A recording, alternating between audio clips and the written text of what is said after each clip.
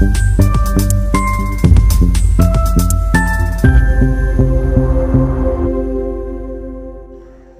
দর্পণ, বিনোদন সবার জন্য।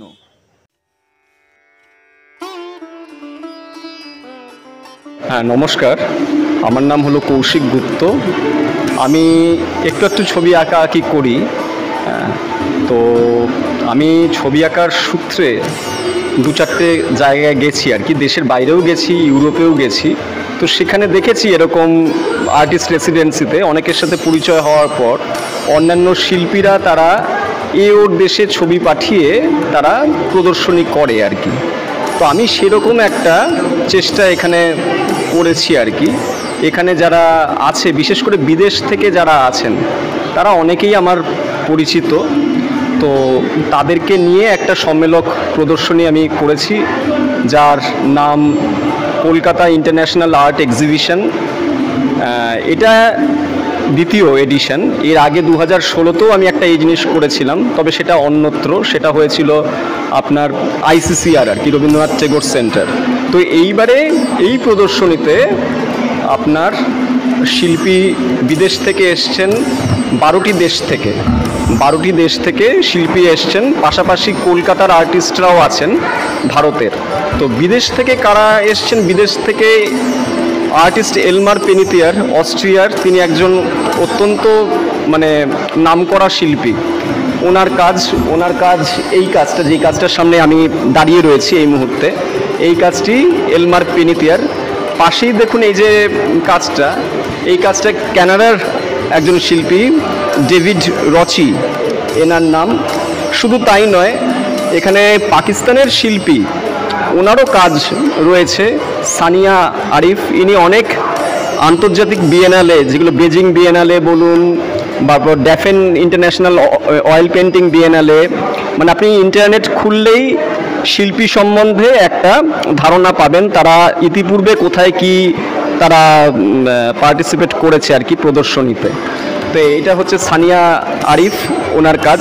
আর এই প্রসঙ্গে আমি একটা কথা বলতে চাই, সেটা না বললেই নয়, কেননা যারা এটা দেখছে তারা হয়তো ইউটিউবের পর্দায় বা ভিডিওর মাধ্যমে দেখবেন।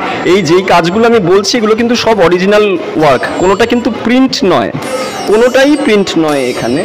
আচ্ছা, আর এটা অবশ্য আমার কাজ, এই সবুজ, আমার 2টি কাজ আছে, তার মধ্যে এটি একটা কাজ।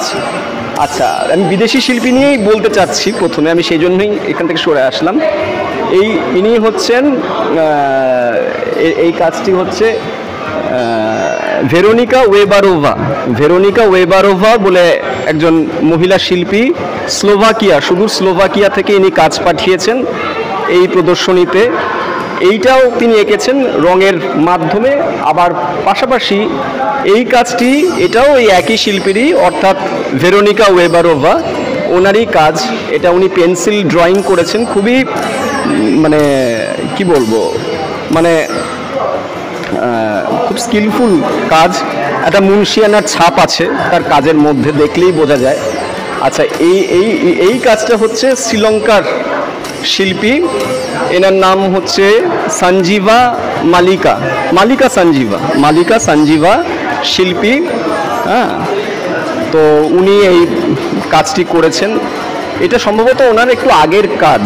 উনি কিন্তু সুরিয়ালিজম স্টাইলে উনি ছবি করেন আর কি। শ্রীলঙ্কায় থাকে, তবে কলম্বোয় নয়, অন্য কোনো একটা শহরে থাকে। আমি নামটা ঠিক এই মুহূর্তে, আমি নামগুলো খুব বড় এবং খটোমটো, আমার মনে নেই। আচ্ছা, এইটি হচ্ছে ওই কানাডার আর্টিস্ট মিস্টার ডেভিড রচি, ওনার কাজ। কানাডার আর্টিস্ট বলছি বটে, তবে উনি কিন্তু আসলে কিউবান শিল্পী। উনি কিউবাতেই বড় হয়েছেন, কিউবাতেই ওনার জন্ম, কিউবাতেই উনি পড়াশুনো করেছেন। পরবর্তীতে উনি কানাডায়, সেখানেই উনি সেটেল করেন এবং বেশিরভাগ সময়টা উনি কানাডাতেই কাটান। এখন যেই ছবিটি আপনি দেখতে পাচ্ছেন, যে শিল্পকর্মটি, এটির স্রষ্টা হচ্ছেন একজন শিল্পী, উনি জার্মানিতে থাকেন আর কি। ওনার নাম অ্যানা ডিসচার্লিয়ান। বেশি উনি অল্প দিনই ছবি আঁকছেন আর কি। তো এর মধ্যেই তিনি বেশ নামডাক করে ফেলেছেন ওনার যেখানে থাকেন আর কি। তো এই কাজটি তার। হ্যাঁ, এটার মানে ছবিটির শিরোনাম জার্মান ভাষায় আর কি, সরি, জিউডি পম, JEUD মানে বোধহয় অফ পমি, আমি ঠিক মানে পমি মানে পমি গার্নেট বোধহয়, মানে দয়চি জার্মান ভাষায় বোধহয় বলে।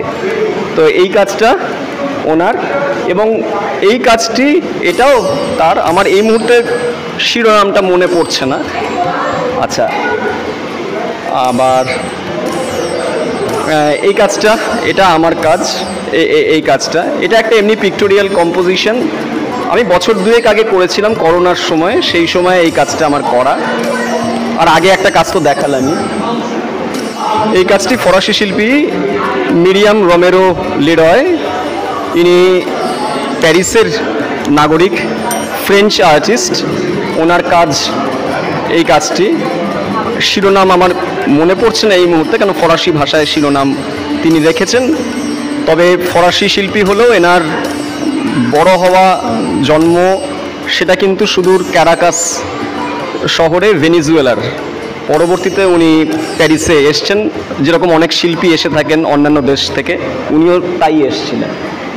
পাশের এই ছবিটি, এটি কলকাতার মোটামুটি নামডাক করে ফেলেছে রাজরাপ্পা রায়, তার কাজ। উনি কলেজ অফ ভিজুয়াল আর্টে ব্যাচেলর অফ ফাইন আর্টস করেন পেন্টিংয়ে, এবং পরবর্তীতে উনি এমফাইন ডিগ্রিও পেয়েছেন, মানে করেছেন আর কি। উনি খয়রাগড় ইউনিভার্সিটিতে, বিড়লা একাডেমিতেও উনি মানে বার্ষিক যে প্রদর্শনী হয় সেখানে ওনার কাজ পুরস্কৃতও হয়েছে, এবং অন্যান্য অনেক এক্সিবিশনও উনি করেছেন।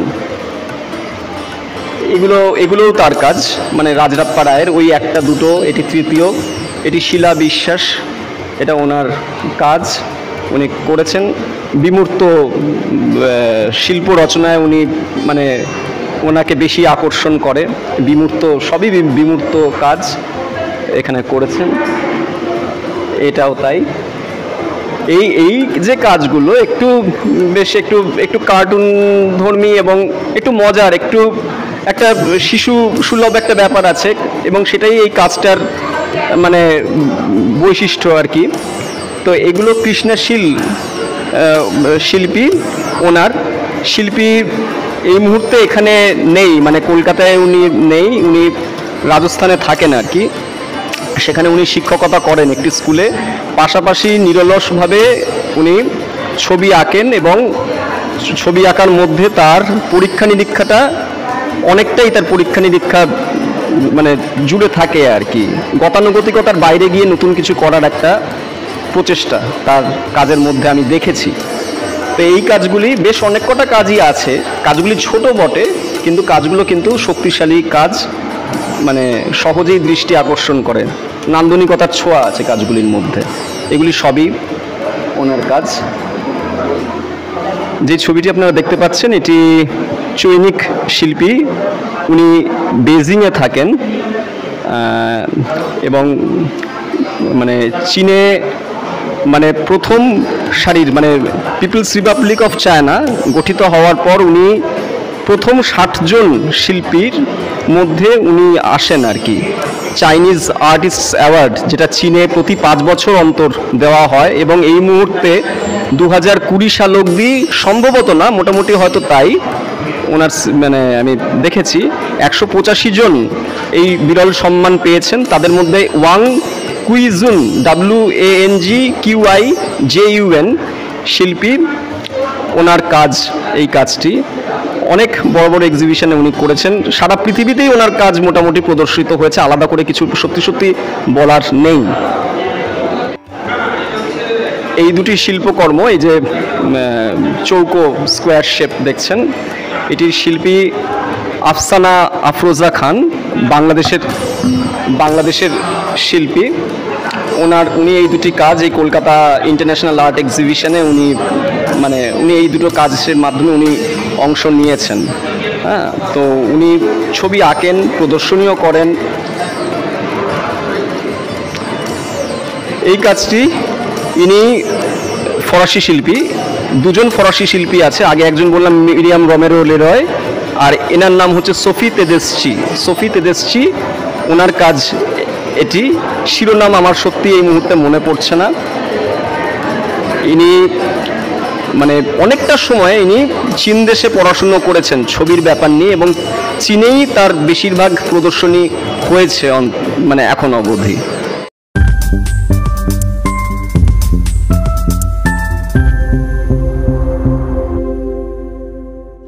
বং দর্পণ, বিনোদন সবার জন্য।